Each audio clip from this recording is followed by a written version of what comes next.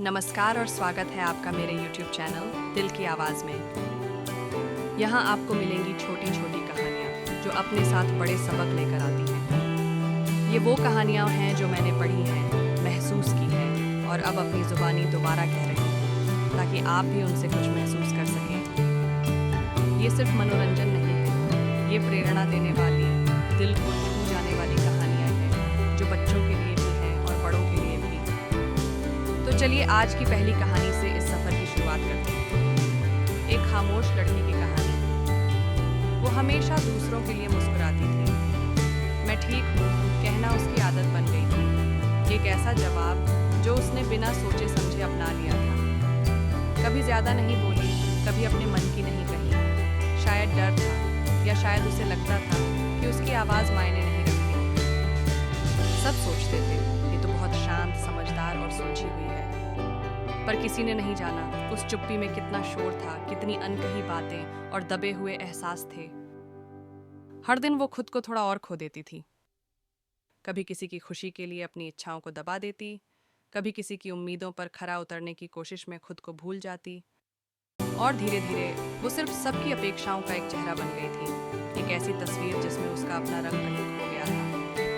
एक सुबह नींद टूटी, वैसी ही एक आम सुबह जिसमें कुछ भी खास नहीं था।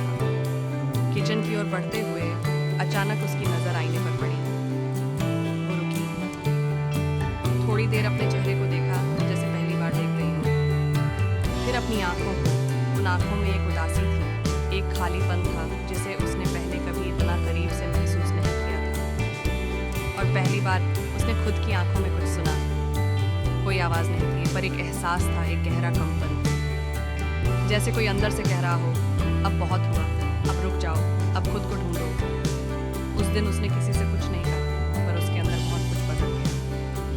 उसने किसी से बहस नहीं की, किसी को कोई सफाई नहीं दी, पर पहली बार खुद को हाँ कहा, अपनी उस अंदरूनी आवाज़ को सुना जिसने उसे जगाया था। उसी आईने के सामने खड़े होकर उसने खुद से एक खामोश वादा किया, अब मैं अपनी आवाज़ बनूंगी, चाहे वो कितनी भी धीमी क्यों ना हो। अब मैं अपनी सच्चाई जीऊंगी, अपनी भावनाओं को महसूस करने की हिम्मत करूंगी। और जो समझेंगे अच्छा, जो नहीं समझेंगे वो भी ठीक। क्योंकि अब उसे किसी को कुछ साबित नहीं करना था, किसी की मंजूरी नहीं चाहिए थी। अब उसे सिर्फ जीना था, अपने लिए, अपनी शर्तों पर। खामोशियाँ अब भी हैं, पर अब वो बोली जाने लगी हैं, उनमें अब डर नहीं है। हर खामोशी में अब जवाब है, एक आत्मविश्वास है। हर चुप में अब एक कहानी है, उसकी अपनी कहानी। और यही उसकी शुरुआत थी। एक नई सुबह, एक नई आवाज़, एक नई कहानी जो सिर्फ उसकी अपनी थी।